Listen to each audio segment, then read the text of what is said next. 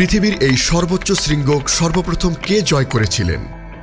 আপনারা চোখ বন্ধ করে বলে দিতে পারবেন এডমন্ড হিলারি এবং তেনজিং নোরগে।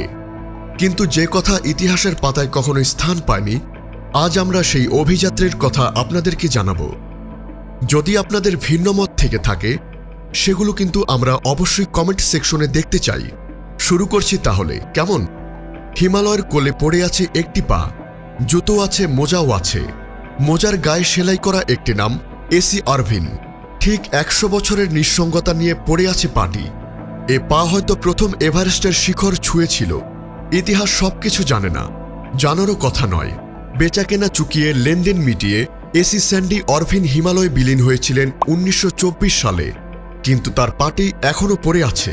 দেহের বাকি অংশ কোথায় কেউ জানে না। শুধু পাটি আছে বরফের কোলে, পৃথিবীর সবচেয়ে আলোচিত রহস্যের সাক্ষী হয়ে।